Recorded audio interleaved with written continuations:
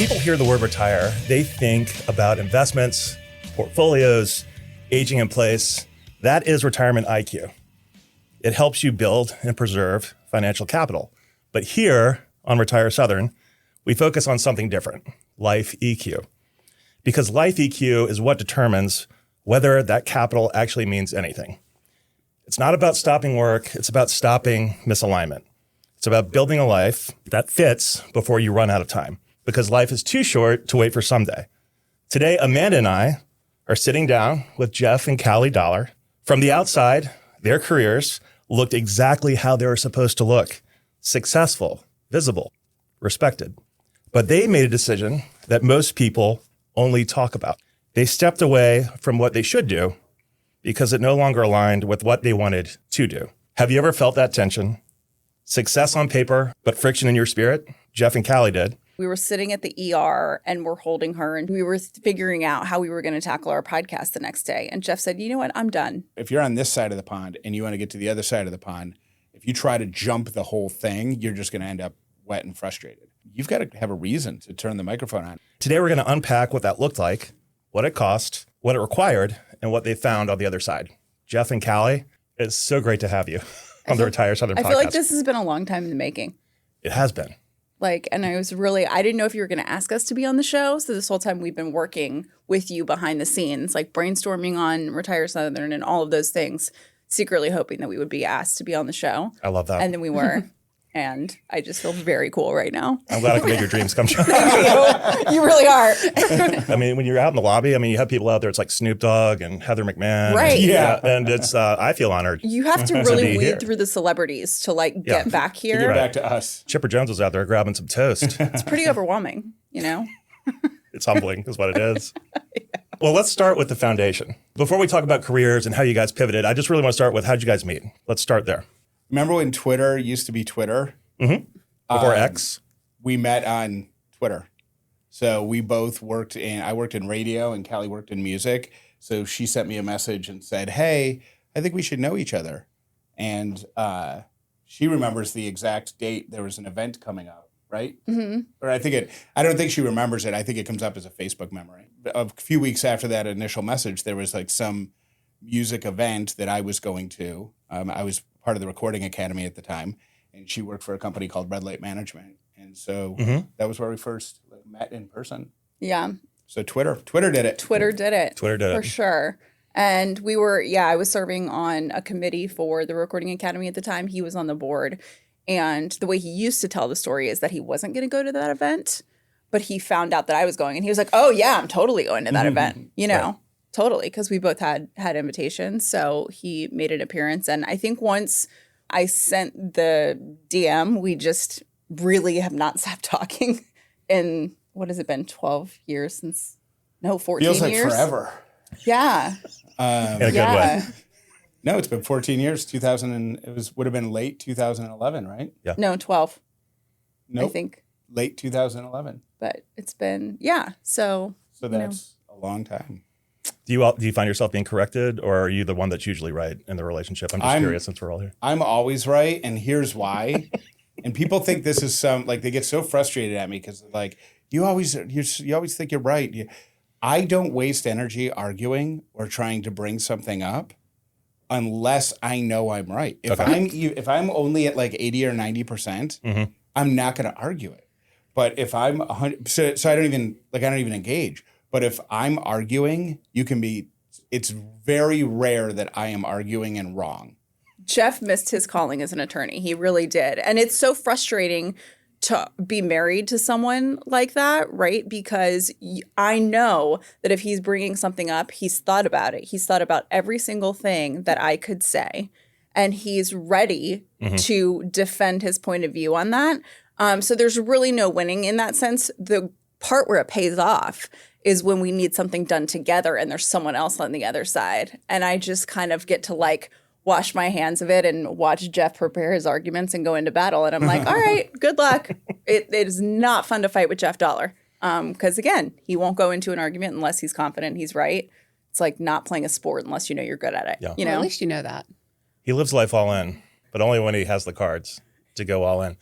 So it started with Twitter, X, the DM, the first event, was it at that event you guys just, did it click? Did it realize? Or like, well, you said you just never stopped talking. When did you really start to feel this attraction to each other?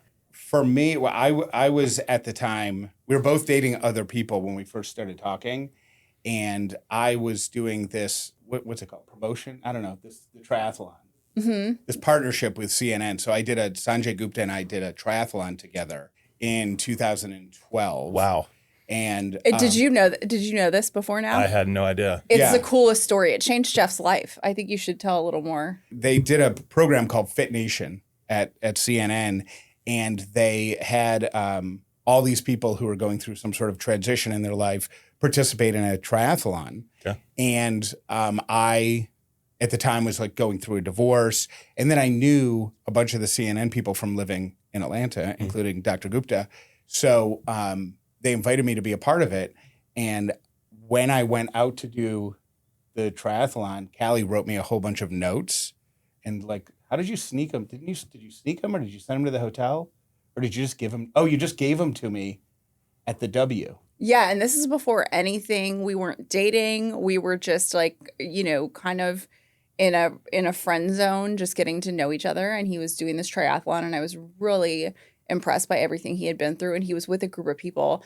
There were no athletes in that group, right? Like there were people, I think there were people who had gone through very, very serious and significant life issues, like whether it's loss or something, and a lot of them had, weight-related issues because of the trauma that they had experienced. So this was an effort to change their life, and I knew that it was changing his life. And then I was very aware that I was watching someone go through something that would impact the rest of their life and change who they are. And I could like see it as we were talking, because you have to train, right? You have to push yourself to limits and do things that are uncomfortable that you never think that you could do. Jeff had never run. He had never biked outside of being a kid. He had never swam. He had never, and he was headed to do all these things. So I put little affirmations on cards, like one for every day when he woke up. I think I didn't mean to do that as like oh, hey, I like you. But I was like, oh, this girl's pretty cool. Yeah. So that for me, it was that. For Callie was probably when I responded to that first DM. you love the confidence. He knows he's right. I think for me, it was, we were, definitely attracted to each other, definitely had chemistry. And I remember I sent him, we both like loved dogs. And I sent him this cute picture of this golden retriever that was like, on the list at some, animal, like Fulton County Animal Shelter or something like that. And Jeff paid to rescue the dog. Like he paid the fee or whatever for the dog. And he texted me and said, you saved a dog today. And I was like, oh my gosh. Yeah. Sweet. That is smooth. It's smooth. It's really smooth. Thanks. So how long did you guys date before you tied the knot? Was it a short courting period? So we met in maybe it was 2000. Did we meet the year before the triathlon, or was it early in the year of the triathlon? That's what I was. It was in the year of the triathlon. Okay, so she was right. There's one of those rare cases. So we met in 2012. We got married in 2016. Okay. We got engaged in 14. We got engaged after like 2.5 years, and then we got married a little over a year from that. And we had never discussed marriage when he proposed. So I'm like, oh, you really like me. That. So you guys never even had like the what if the ring conversation, right? I mean, we would have some ring? drinks. Okay. And he would say things like, you totally want to marry me. I'm like, I don't know what you're talking about. Because he had gone through a divorce, right? He didn't seem like he was in a space where he really wanted to like settle down, like he, and so I was trying to be the cool girl. I didn't want to bring it up. I didn't want to be that girl. I didn't want to be pushy. I didn't want to push him into being my boyfriend. I didn't want to, so I was trying to be really cool. But other than that, no. Like I said, no, you totally want to marry me. This is like in one of we've had drinks and been out for a fun night. And he totally shut it down. He said, actually, I'm really not there right now. So I don't think you should bring it up again. And I was like, oh, okay. Well played by me. Caught her by surprise then when the ring came out. Not then, but yeah, I was trying to play it cool, especially because I was telling Amanda, before the microphones went on, he had been dating me and other people. at the same time. So I was like, I don't need you. I am cool on my own. I don't need to settle down. I'm fine with this horrible arrangement where you have other people in your life. That sounds great. Doesn't that sound great, Amanda? To be like, no, you're on a list and just dating is fun, right? I mean, I don't know. I love that you just asked her and you guys didn't even like have a conversation like about We didn't. a ring or anything. We didn't. And Jeff Dauler, and now we have young children, right? So like I would say the romance, we were dating and it was amazing. And Jeff did some really incredible things and he's such a thoughtful human being. He went on what? What? What are some of those thoughtful things that Jeff did? Well, you went on Pinterest to see rings that I had pinned. Oh, yeah. And he took them to a jewelry designer and said, this is what she likes. Oh, wait, you were pinning rings and Just in general, like even before we were dating, I also had like It's like a girl thing. Do you babies. guys, do you guys just Right? pin rings? Okay. We do. We just have do. a Well, they random also secret pin board. like nightstands and pillow shams and We do. recipes. Recipes. Yeah. All the things, recipes. do people still use Pinterest? Is I don't that think still so. a I thing? do. Well, I don't. They do. I need to get back into it because it actually was pretty great. Teenagers do. Oh, they do? Really? Yes. Okay. It's like it's What social illicit media. things are I don't teenagers using know. Yeah, what are Pinterest they for? pinning? I don't know, but my daughter was like, hey, Mommy, can I get Pinterest? And I was like, oh, we can craft together. Sure. Yeah. You know? Yeah. She's 14. You're like, it's not TikTok? Great. I think Yeah. I think parents think it's safe, but it's like social media kind of Yeah. some sort of, so it's not Are they looking for like Zap. outfits or? probably, I don't know. Okay.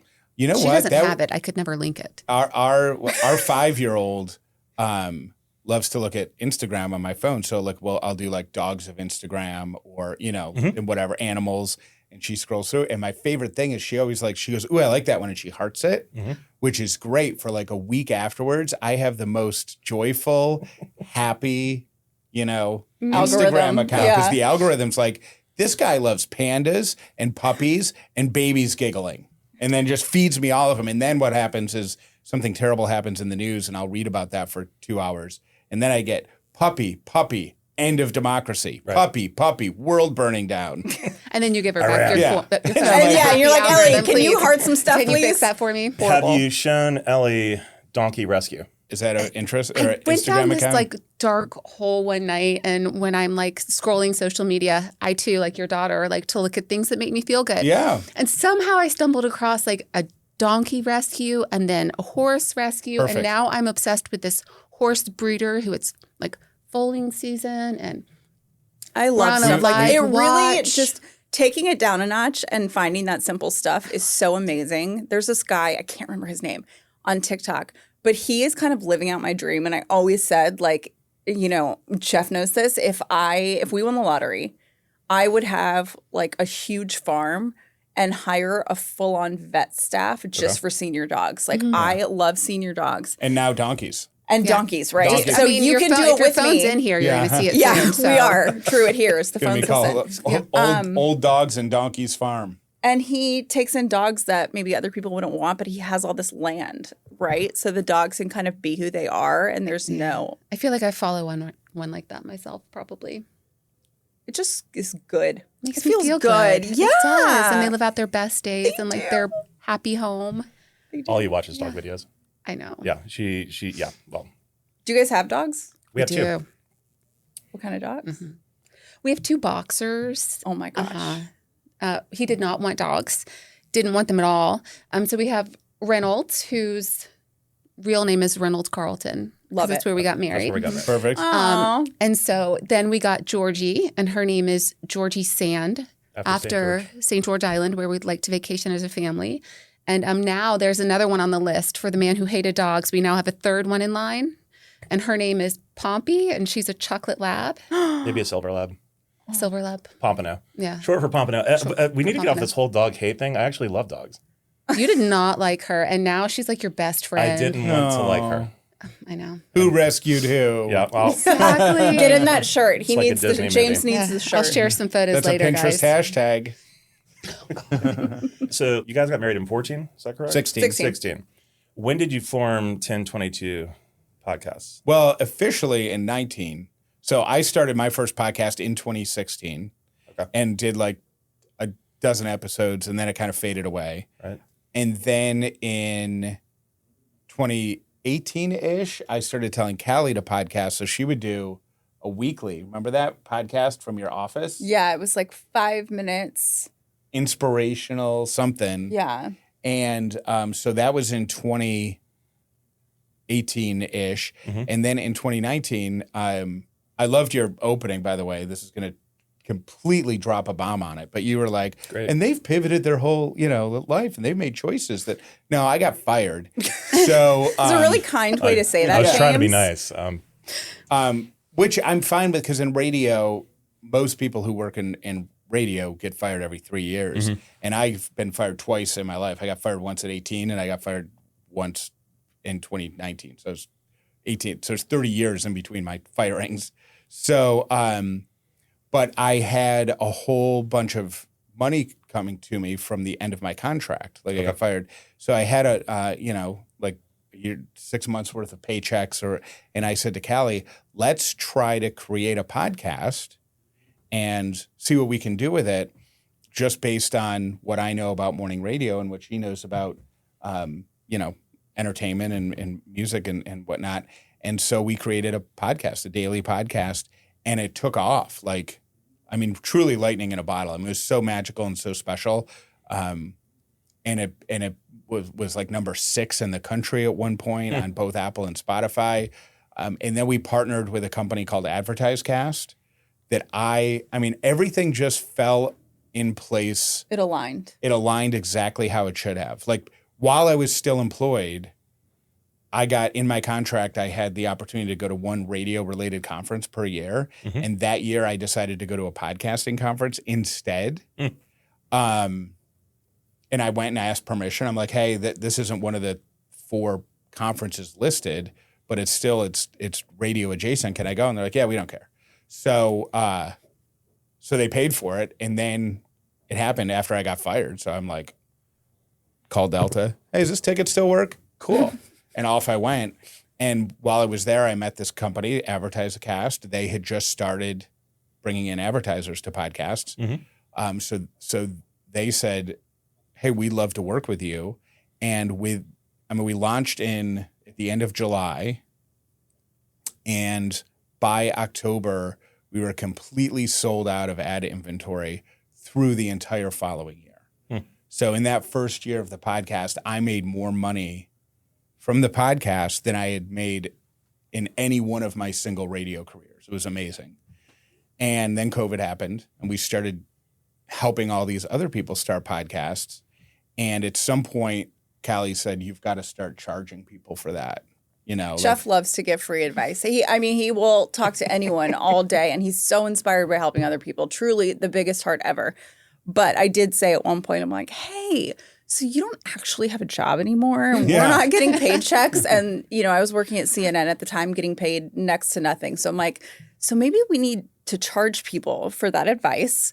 And so, that's when we started 1022. It was kind of by accident. And we had to pick a name for the LLC. And just because we were like, oh, we're, having a company, maybe, your first thought, I think, as a business owner is, I should have an LLC because that's what people say to do. Right. Not knowing anything or we had no one smart telling us what to do or telling us about taxes or business. So, that wound up not being our smartest decision. But we did, form it. And 10/22 is our anniversary date, October 22nd. That was going to be my guess. Yeah. But here's what you need to know is 10/22 is going away. Oh, no. Because nobody can remember it properly. And we own the domain 1022, all written out, right? 1022.com. But we have a branding person that we work with from time to time. And she pointed out that you have 3 numbers, all that start with the letter T. And even one of our first clients is a guy named Moshe, and he has an Instagram account called Mo News. And he has the Mo News podcast. We launched that with him. It was I think, our first big project, right? So we've been working with him since 2020, 2021. He still gets the name wrong. He's like, call my friends at 2210 podcast. And then people go to 1022, like all numerals. So anyways, the name is... Sweet sentiment, not super practical as we're trying to grow. So it's going away. We're changing the name. We're not quitting. Good. Yeah. Wouldn't that be We're growing. something to break Yeah. on your show? Hey, I this know is this it. is a show about how we made it in business. We're quitting. Sorry. Surprise, you can have these microphones. We're done with this crap. I need some cameras. Amanda can be a podcaster now. Are you gonna? Can we do the big reveal right now? Do we know what the name is, or can we not say the name yet? We do. Are we doing a big announcement for it? I don't know, but we can reveal it, and you'll be the first to know. This isn't The first publicly is we were trying to brainstorm a name, and we have a company helping us, and they threw out some ideas, and a few of them were good, a few of them were bad, but none of the good ones were like, whoa, like that's so good. And they weren't sentimental to us, right? So if we're getting rid of our wedding date, Yeah, we there's need got to be like something. Got to be good. it's got to be Right. something that like there's a reason, Meaning. like a meaning to it. So we were on the phone with a client and we were talking, and an analogy that we've used from time to time is especially people who want to have really big names, guests on their show. We may have used this with you. Is we say you have to think of every guest that you have like a lily pad, right? Like you have to jump from one lily pad. Like if you're on this side of the pond and you want to get to the other side of the pond, if you try to jump the whole thing, you're just going to end up wet and frustrated. But if you can say, hey, here's a whole bunch of jumps that I can make that'll eventually get me over there. So we refer to them as lily pads. And we were on the phone, we were onboarding a new client, or maybe, I don't even know if we had signed him yet. Yeah, we have. Okay. So we were onboarding this new development client we had. And at the end of the call, they said, that lily pad thing is so smart. Like the thinking of it as a pond and getting to the other side and leaping, taking small leaps to go all the way across. Mm-hmm. And sometimes you got to leap laterally. Like they were blown away by that dumb little analogy. And so after we got off the call, I called Callie and said, hey, that lily pad story we've told a lot. I said, one of the very first domain names that I registered, like I have a whole bunch of domain names that I register for no reason. Yeah. They're $10. You know what I mean? So True story. They start to add up after Amanda a while. will like this. it's like $500 a year now, but it's only $10 when I have the brilliant idea. And one of the very first domain names I registered was Webster Pond, which is this little pond near where I grew up. And I registered Webster Pond. The name of the pond is actually Webster's Pond because it used to be Webster's Farm and then it flooded.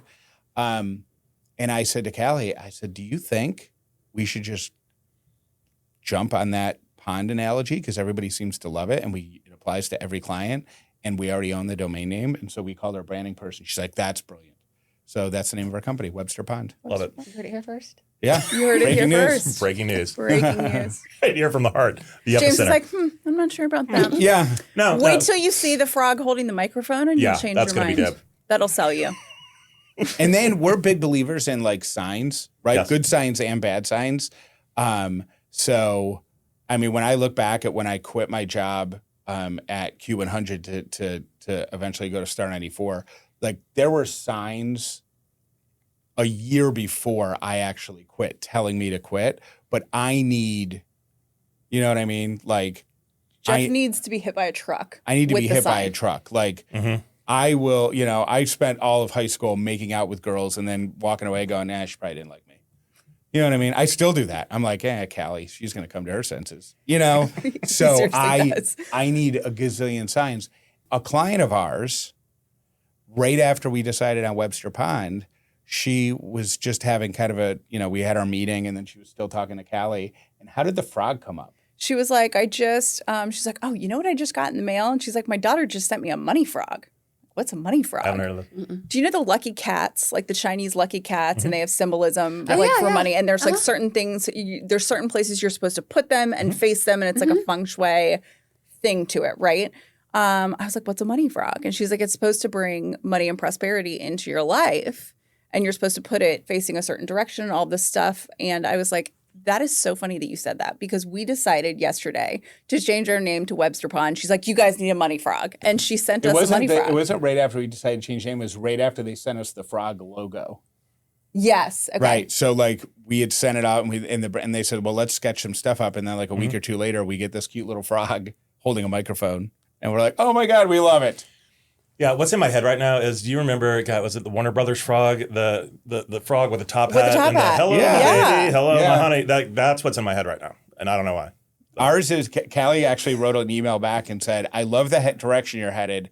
Is there any chance the frog could have bigger back feet and be a little chubbier? Then she Could we wrote, make the frog a bit chubbier? I need him to be like a little fat. a little Yeah, plump. you like a plump chunky frog? Yeah. I like a chunky frog. And then she ends it with, P.S. This is the strangest email I've ever professionally written.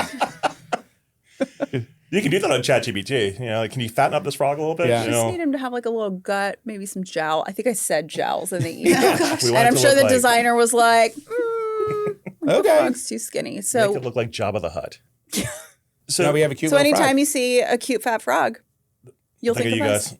Where is Webster Pond?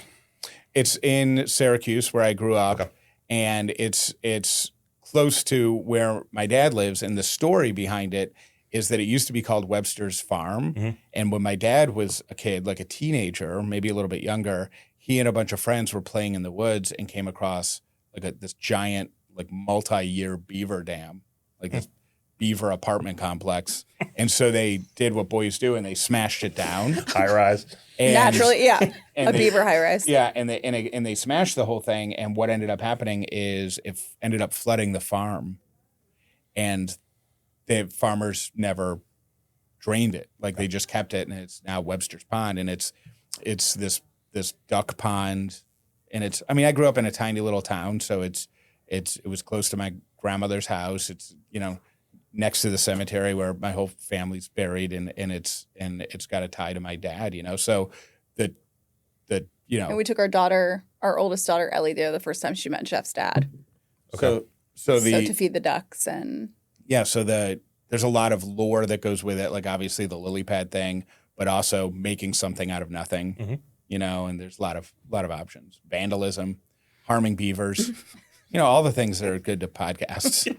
Yeah. So talk more about what you guys do, how you guys help people like me when it comes to consulting, working on a show, making it better. There's so much noise out there. I mean, let me take a step back.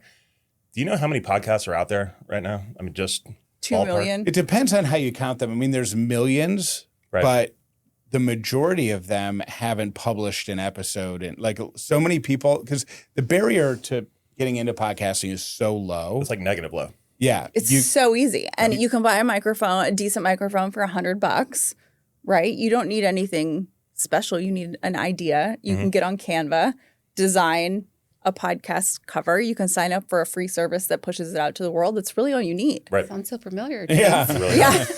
But the thing is, when you do that, our position and our point of view that we always talk to people is you can buy the microphone and start yapping like so many other people do.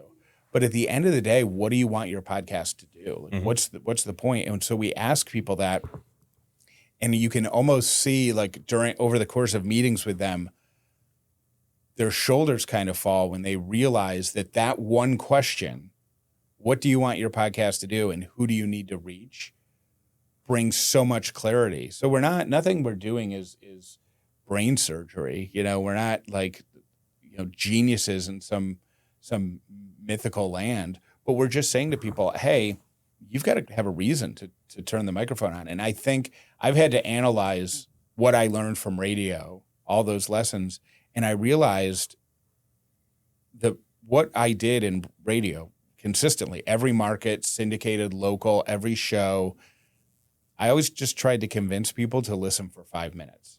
And it was I never tried to do 5 minutes for the entire city of Atlanta. Like if we were doing a topic that was related to nursing, if you were a nurse or you knew a nurse, I wanted you to be engaged for 5 minutes, because then now we've just created a personal bond and a connection. And the next break might be about, single dads. And I didn't care about the nurses anymore. I wanted you, if you're a single dad or you knew a single dad, to be engaged with that segment. And so that's what we try to tell people to do with the podcast. Like every time you talk to somebody or say something or open your mouth, you need to be providing value to someone. So we, there are as of about a year ago, there were like 2 million something podcasts on Apple, right? About 200,000 of those are active, meaning the rest of them people started and then dropped off. It's hard, right? You know this. It's really hard because it's time, it's effort, it's energy. And most people view one podcast episode as one piece of content, right? But it takes you tremendously longer to record a podcast than it would be to take a picture of yourself and put it online as one Instagram post, right? So we try to tell people, we try to reframe how people think about podcasting. And now we started working with influencers in the beginning because that's what we were close to at the time. And now what we've realized is so many businesses start it because they know they need it. They think it's important. It's like blogs 15 years ago. You know, you need it to reach people on your site. You need a blog. But they're like, this is hard. We're not seeing any return on our investment financially. So what's the point? And they burn out and they don't want to do it anymore with good reason. So what we try to do is go in and reframe the way people think of podcasts. It's not one piece of content. If you have a great podcast episode like this one you're listening to right now, it's really amazing. You know, James, you should have, 20 clips, 20 valuable things to share. What was the math you did with Call Her Daddy and Andy Cohen? She posts Alex Cooper. I'm a huge fan of hers. She's tremendously successful podcaster. The most successful, I think, female podcaster, in the industry, like in history, right? History being like 5 years because podcasting's not that old, but she's done going all the way back to 2018. She will take her episode and use every single. If you go to her social media Call Her Daddy social media, you'll see this. I counted, and for one episode, she posted 22 different clips. So she's essentially putting her entire episode, breaking it down into clips, and then posting it online. And what that does is that's 22 opportunities to connect with people in some way. Right. I'm not going to see all 22. No one, no one's going to see all 22. But it's going to give me enough to feel, I would call myself a huge Alex Cooper fan, a huge Call Her Daddy fan. I've maybe opened the Apple Podcast app and listened to 5 episodes, maybe. Right. But I feel like I'm a fan of her show because she's posted so much of the content online. And that's what we help people do. And we didn't intend to get in the business of helping people kind of reframe their thinking and then grow their podcast into something different, meaning using it in different ways, using it for business value. And that's kind of what it's evolved into. And it's really neat because there's a moment with people where it clicks. And I've seen it in your face, like when we talk to you about this stuff, where it clicks and you're like, oh. Like this doesn't have to be an interview that 5 million people are going to listen to. This can serve a different purpose than I was originally thinking. Yep. I'm not a failure. I'm actually doing something really great. And success for most people isn't getting 5 million listeners. It's getting the right 10 listeners. And that's what we really try to get into people's heads, especially in business, because when you realize that you have the right 10 people, because people are like, I want more listeners. That's what I want for my podcast. Yeah. Do you? Because if my mom listens to your podcast, what's that going to do for you? And then they kind of realize and they're like, oh, okay, actually, your mom listening to my podcast, that's not what I mean. What you really mean is you want qualified listeners that are willing to act on whatever you're saying in some way, whether that's call you for a consult at your company, whether that's join your newsletter, whether that's what you want them to do. And to you, James, and I can say this to you in confidence, and I know you'll understand this, you getting 20 people to sign up for your newsletter is more valuable than my mom and 10 of her friends listening to the show once. Right. And there's services out there. You can buy your vanity metrics. If you want to be able to say that you have 10,000 downloads per episode, you can get that. You could do that. I was just to people expand. think that 5 million getting, because the truth is people are like, oh, I want to monetize a podcast. You're not going to make money off of your podcast enough to survive unless you're getting millions of downloads a week. Unless you got Call Her Daddy numbers. Unless you've got, Call Her Daddy level listeners. So you having 60,000 listeners a week isn't going to change your life monetarily. So set different 60,000. Right. We did okay. But it's not going to be something that you can do. Don't let Jeff confuse you. Do you know what I mean? My point is it takes a lot of listeners to make a financial difference. There was so much that I learned from working with you two, and I obviously don't want to give away the story, but so if someone out there listening wants to engage, like how do they engage with you guys? What does that look like? Can you talk a little bit about that? Jeff is like the top of our kind of like our sales funnel. So you would talk to Jeff and have a first conversation and say, what are you trying to do? And then he'll tell you what we can offer that we think would help you solve some problems, right? So for some people, it's I'm doing a podcast on my own. I need someone else to creative to like just help flush out my ideas a little bit because I think they're there, but when you're alone, like I'm getting two in my head, so I need someone to like sit down with me and do that. So you would tell Jeff, what you're trying to accomplish, what your roadblocks are now. And you can work with us in a different capacities. You could do consulting. You could do, some people sign up with us month to month. So they walk in a room, we hit record, and then we handle everything for them. We have a guest booker. We have producers. We have engineers. We have editors. We have supervising producers. So we have the ability to put together a complete podcast team to help you conceptualize it, build it, grow it, into this huge, robust thing. And using Jeff's knowledge from audio entertainment and being in that and what we know about podcasting to do that. And then we also work with people on a consulting basis. Maybe they're like, you know what? I want to hire you guys for 30 days to just help me sketch out this idea. Tell me what it looks like. Like, let's dream big. Let's, talk through some of the problems. So but it starts with Jeff. I think, and sometimes I'll have conversations with people where I will say, you don't need us.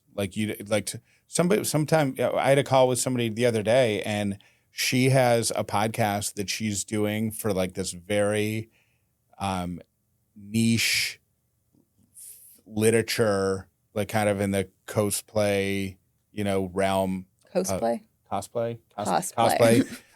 In the like the science fiction. I don't even know what it's, but it's like super niche. And I said, you don't need us. You just need to understand that you don't need 10,000 people listening every week. Like if you go into the Reddit groups has 1,600 people who are engaging with this. If you got 20% of them, that's 300 and 320 listeners. If you got that's 20% of this Reddit group that's been around for a decade. That's a win, and then that moves the needle within that community. And so you don't need to, I wouldn't invest the money in working with us. Or somebody who's like, I just want to, my sister and I, we have a couple glasses of wine, we're really funny, we want to do a podcast. Then I'm like, well, you're not going to be the next Caller Daddy. It's not going to happen. But if all you're trying to do is have fun and engage, then do it. And your measuring stick doesn't become how many people are listening. It becomes how much fun are you having. And I go, once you take the pressure off, then what might happen is something might become awesome and it takes off. And now you've checked two boxes. You're having a lot of fun and something's gone. Amanda and James are looking at each other like this has been a marital conversation before. No, y'all. So I remember when James had when he was going to have his first consultation with you guys, and he was like so excited. Please keep in mind that I told you about them long before you went and saw them. Side note. Right, side note. But he was so Thank you, excited. Amanda. And I remember when he came home, because exactly what you guys are saying is what I saw. Like he was so like re-inspired and just like hyper-focused with like a new way to look at things. He had been like really in it and been doing it a while, but I remember the conversations where he was like all over the place and everybody was like, what are you doing? And he was like, I'm doing this and I wanted to do it for everybody and I wanted to do all these things. And then he met with you guys and like you really helped him like figure out like, what are you trying to do? Right. Yeah. And it's funny because it is so difficult to do that for yourself when you're really close to something. Yeah. And we mentioned that we're going through this whole rebranding of Webster Pond and we literally do podcasts for a living. We have 30 podcasts right now that we work with on a regular basis. We have been putting off our own podcast about podcasting for a year because we can't figure out what to talk about because we're too close to it, right? And you can't look at something that you're too close to objectively. Sometimes you need, and it just helps to have someone be like, oh, this is your idea? What about this? What about this? What about this? And then you're like, okay, I knew I wasn't crazy. Yeah. I knew there was something here. I just didn't know how to get there. You were too emotionally tied to all of your ideas. I felt like. I do love all my ideas. Yeah, I mean, Jeff does too. I mean, Jeff I'm does not too. gonna lie. He came home and he was like, "And we're gonna get this wrapped truck." And then I was like, "Oh, Yeah. Was that a Jeff idea? That was a 'Cause Jeff that's idea. I was. Yeah. See, and this is why Wrap a Jeff truck is and in retire a. Southern and drive around the Southeast and go to football games and tailgates. I'm like, yeah. And then a private jet. No, but really, Yeah. I think it really changed. Baby steps. It Yeah. changed the way that you looked at what you were doing, Yeah, it and did. really helped you. It absolutely did. Because then you can once you ask yourself the question, what do I really want to get out of this? Like everybody starts with, well, I want to be I want to have. I want listeners. to be I wanna armchair expert. I want to Yeah. be Joe Rogan. I want to be You're right. call her daddy. The That's what Manning I want. cast, right? Yeah. Yeah. People think they want more listeners, but I mean, you can try to do this on your own, but we also help people do this. But once you decide what you really want your outcome to be, then the next question is, who are the people to drive that outcome? Then your motivation changes, right? So like Callie was using her mom as an example. Like her mom's probably not going to, listen to a podcast about, some of our podcasts for CEOs trying to become better leaders. But if there was a podcast about, women's golf and becoming a, better golfer, because her mom has a regular golf game every Tuesday with some of her friends, like that would move the needle for her, right? And so if that's what your podcast is about, you'd rather have 100 of her listening than just 100 people. So question number one would be, I'm not going to use the golf thing. I'm going to use pizza. I always use pizza as my example. You like cheese, yeah. Yeah.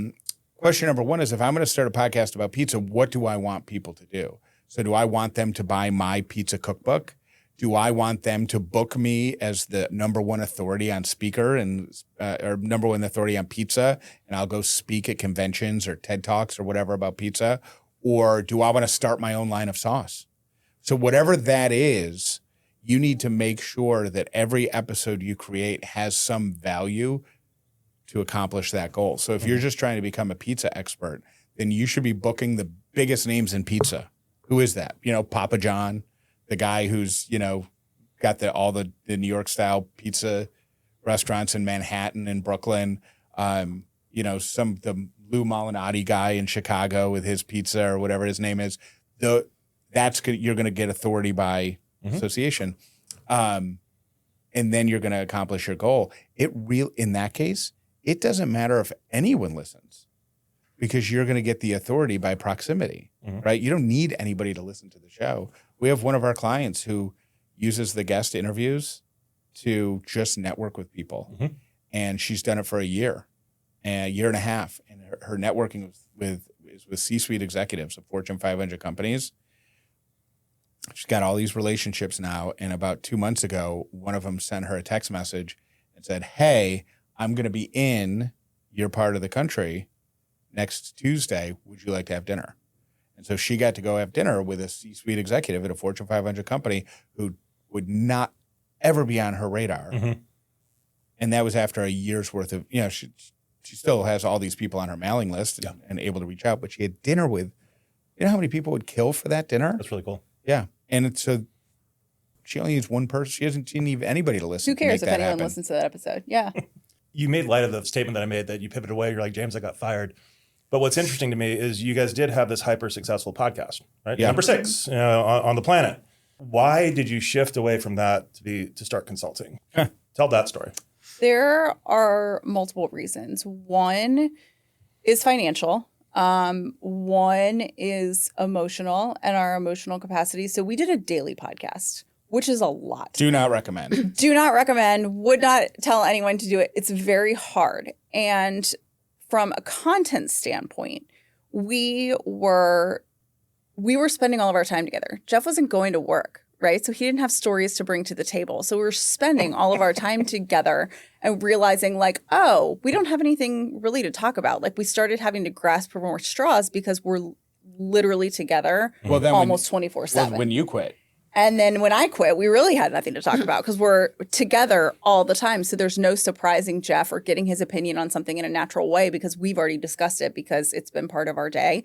We also, in the time that our podcast was around, had 2 children. And doing life with two small children is really hard, right? And loud. And loud, and it's emotional, and so we would try to like record our podcast at night, and then if your 3-year-old gets out of bed and it's like mommy, or somebody, you're always at the mercy of what's going on in your house. And we had our oldest daughter was in an accident, and we were sitting at the ER, and we're holding her, and she's like all bloody, and we've got a newborn baby at the time, and we were figuring out how we were going to tackle our podcast the next day. And Jeff said, you know what? I'm done. This is not working. Like our focus, what's most important to us is our family. And if we can't be present in that for them, like it doesn't make sense for us to be with our daughter in the ER, go put her to bed and record a podcast. Like that is not the life that we want. And it's not the parents we want to be. We don't want to tell our kid to go get back in bed because we're trying to record a podcast episode. So it didn't fit our lifestyle with small kids. It also just became exhausting to try to come up with content. The internet's also a really mean place. So I got to be honest, like it doesn't bother Jeff as much. But when I had kids, and I think Amanda, you'll really understand this. No offense, James. No, that's okay. But when I do not have a uterus. When we had kids, you all of a sudden are equipped with this very protective. You just want to protect your family. You become so much more protective of them.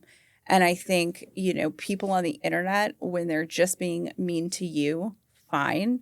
If it's something that your kids are going to see, or people are having access to your children, it's not okay anymore for me. And I hit a point where I'm like, people were commenting on my parenting style or our kids. And I'm like, you know what? No, it's too much. I want to protect my kids. It means more to me. And the kind of podcast that we were doing, we had to promote it. We had to have like a public kind of persona that I was never really comfortable with in the first place, because it's not who I am.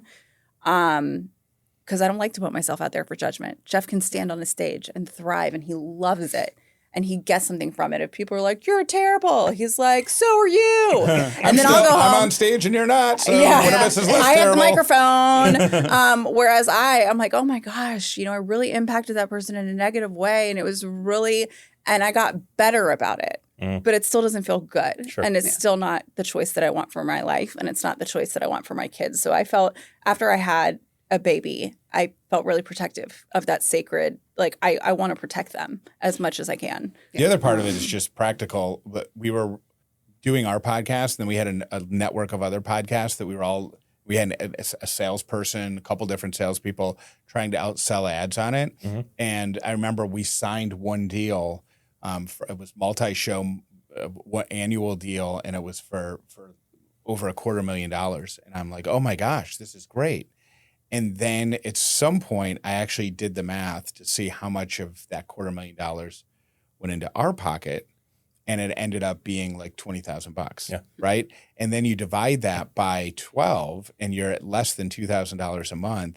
And we were spending hours managing 8 different shows, ad campaigns. When we would get everything I dealt with in radio and hated about radio, like, hey, your 60-second endorsement only came in at 58.75 seconds. So we need you to do a make good. Yeah. Like that was happening in podcasting, and that's why I got out of radio. So we were spending 90% of our time doing administrative things. And if, James, you've interacted with Jeff enough to know the man that's not my strong suit. The man needs creativity, right? That's what, we took a step back and we said, what do we offer? There's a million podcast companies out there. What do we offer that's different than anybody else? And it's not the sales. It's not selling ads. Anybody can do that. How are we special? And we actually had a meeting about this where we stepped back and realized, okay, 90% of our time is going to 10% of our income. And we're also not using anything that sets us apart from any other company. What we really have here is Jeff's amazing creative programming brain and his ability to think large and to think of ideas outside the box that no one else, that's unique. That you can't get anywhere. You cannot get anywhere someone that is going to take care of you and nurture you and manage you as the talent that you are, like I do. And that's really a unique skill set. It's like my empathy and my sensitivity that I used to think was such a horrible thing. I had a client call me yesterday to talk about just some personal stuff that you're not going to get at just any other company. And it sounds a little bit silly saying it out loud, but those things matter, and that's what sets us apart. So we turned the ship around, and it took us a full year to do. But we said our new focus is bringing creative ideas to breathe life into podcasts, telling people and helping people craft strategies, because that's unique, and that also our creative strategies are really far apart than most companies, and delivering that, treating our executives and the businesses that we work with as talent and doing the talent management side of that, which is also a really weird skill set that if you look at my resume, you're like, yeah, I don't know what to do with you. I don't know what job that you would do because your resume is really weird, but people trust me. That's not something that you can put on a resume and have it make sense to anyone, right? Yep. But it matters when you're. It's a great skill set. People trust her, and I'm never wrong. So hire us to do your podcast. No, I really appreciate the time that you guys took to be on the show today. I can honestly say that working with you guys, with Webster Pond, really did make a big impact on the way I think and approach this whole world, that we're living in. And I am going to make a difference, and you guys are going to see it. And I might not have the wrapped jet quite yet, but that's not really what's important. But no, you guys have provided a lot of purpose and clarity to what I do. So I just want to thank you. Awesome. Thank you for saying that. It is, we constantly are evaluating ourselves, saying, did we deliver? Did we do everything that we could? Do they feel like, we gave them something that they're excited about? And it's been really wonderful working with you because you're so vocal about that. And it's great for us to hear, oh yeah, this really did help. This really did make a difference because, it helps us tremendously, especially, owning your own business. Yeah. Getting the validation a little bit. Like I need the validation because I'm a golden retriever. Jeff doesn't care if you hate him or not. I just want 6 months to go by so I know you can't reverse your credit card charges. Right. That's all. Well, I think we've cleared that. Yeah. So money's in the bank. Yeah. And appreciate it. And you guys, you need to come over and throw the kids in the pool. Awesome. And get all the dogs together, and we'll crush it. Cool. Thank you. Thanks, guys.